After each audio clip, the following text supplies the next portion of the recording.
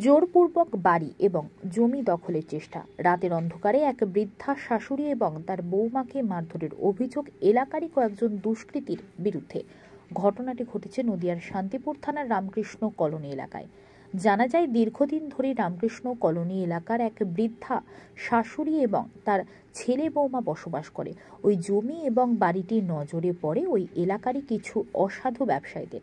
তারা দীর্ঘদিন ধরেই ওই পরিবারকে হুমকি দেয় বাড়ি ছেড়ে চলে যাওয়ার জন্য।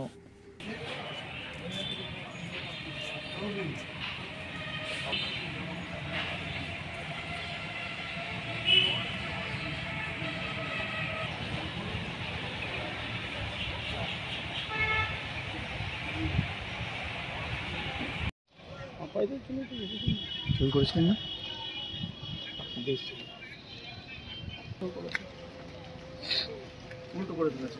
ঠিক আছে, ঠিক আছে, ঠিক আছে, না ঠিক আছে, ঠিক আছে, ঠিক আছে, করতে বললাম।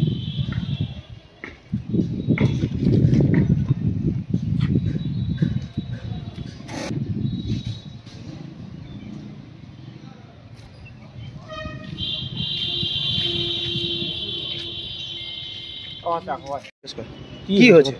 আমার শাশুড়ি এর বাড়ি, হ্যাঁ, ওই হচ্ছে রণমিত্র শরৎ মিত্র 20 তারিখ রাত্রেবেলায় বাড়ি ঢুকে মারধর করেছে। মারধর করার পরে আমাকে মেরেছে। আমি অসুস্থ হয়ে গেছি।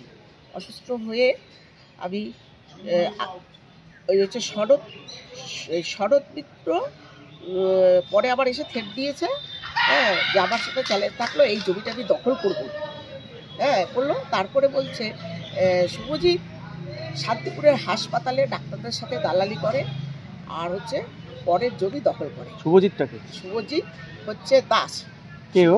ও হচ্ছে এই হাসপাতালে ডাক্তারদের সাথে দালালি করে। না, ও কেন বললো শুভজিৎটাকে? ও বললো যে জমিটাকে বিক্রি করবে, ওর হাত আছে। আচ্ছা, হ্যাঁ। আর কারা এই সনদরা? কারা? শরৎ হচ্ছে জমির দালালি করে।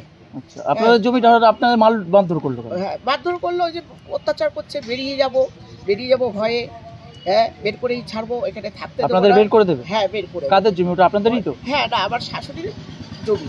হ্যাঁ হ্যাঁ, আমার শাশুড়ির বাবার জমি। উনি মারা গেছে, আমার শাশুড়িকে ধুয়েই গেছে। আচ্ছা, হ্যাঁ।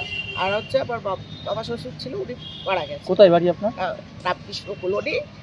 আর হচ্ছে কত নম্বর ওয়ার্ড? 1 নম্বর ওয়ার্ড। আচ্ছা, 1 নম্বর ওয়ার্ড। বলছে শরৎ বলছে এই আমারই শেষ কথা। ওরা এসব করে। ওদের বাড়ি কোথায়? ওখানে? ওখানে। আচ্ছা, বাড়ির পাশেই। রাতে মারধর করে? রাতে 12টার সময় ঢুকেছে। অভিযোগ করেছেন থানায়? হ্যাঁ, আজকে এসে আজকে অভিযোগ করলাম। আচ্ছা, কি চাইছেন আপনি? আমি চাচ্ছি এর চরম শাস্তি চাই। কি নাম আপনার? আমার নাম হচ্ছে শিখা দত্ত।